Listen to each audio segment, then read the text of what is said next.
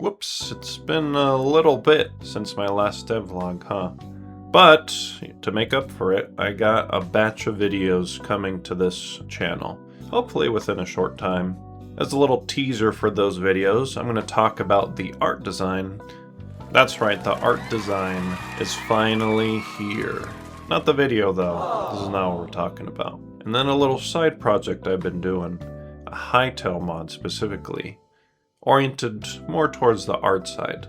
But I digress. I am beginning to see the light at the end of the tunnel for this game. The programming side of this game is about like 95% complete, 5% being balancing, bugs, glitches, all that good stuff. But I brought you here to tell you of how I improved my game even further from the user feedback and also self-feedback. So let's dive right into it. Before that though, Patreon and Coffee. This is where I do posts of my games, doing little updates, at least I try. All free posts, of course, so it's more of like a blog. But anyways, let's get right into it.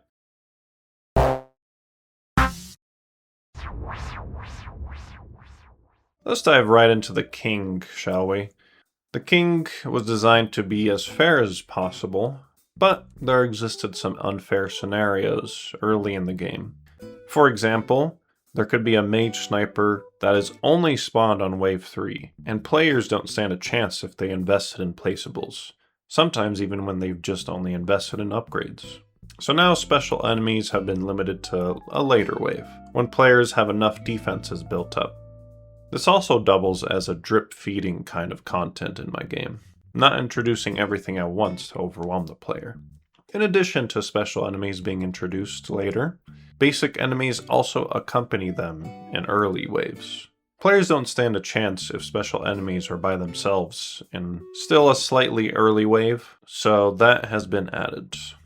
There now also exists a stress draining bucket. Previously, enemies that attacked the castle dramatically increased the stress, but it never went away. And a big problem with this is that it would stay high for the rest of the wave, causing very low spawn rate for the entire wave, making a very slow slog. And I don't want that with this kind of game. So with this bucket that holds this specific stress, it drains over time, preventing low spawn rate for the whole wave. Now you may have noticed all those red lines at the top of the screen.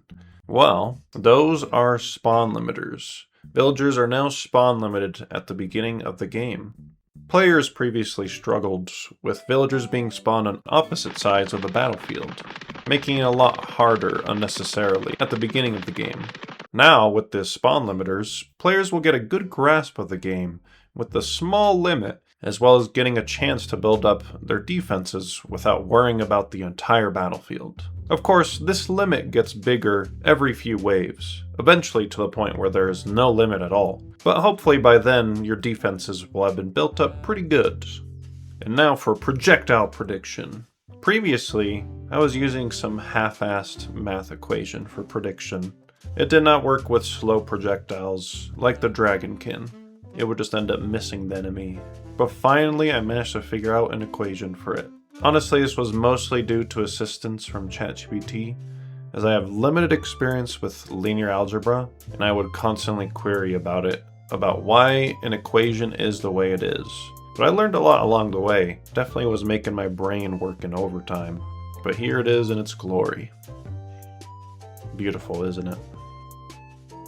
Previously, there was no way to save any progress, which is kind of brutal considering the final boss is at wave 50.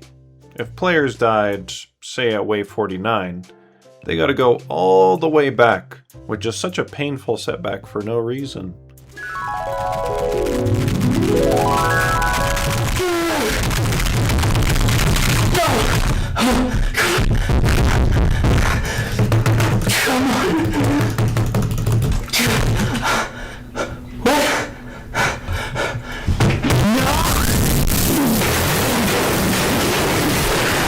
So, introducing wave jumping. It is difficulty dependent. So, past a certain wave 11 for example, you get to jump to that wave on that difficulty. When you do some wave jumping, the game does an estimation of how many souls you should have obtained up to that point. By the way, when you wave jump, instead of jumping right into the action, you get to do setup before starting the game. No need to do any panic buying. Alright, now let's get into the rapid fire improvements. First, health text has been changed to castle health. It confused players on what exactly they were defending. Soul Shop UI categories were moved closer, giving better UI flow. Traps are actually traps. They cannot be seen by any enemy. They can still be destroyed, of course. Villagerpedia alerts displays more useful info.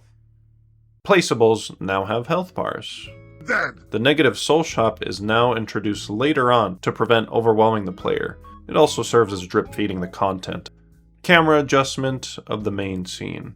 You can now see villagers and placeables better. Here's a little test model to show that. Last but definitely not least, I fixed the bug of villager speed being tied to frame rate. How did this happen? Well, unfortunately it's not like your average mistake of forgetting delta time.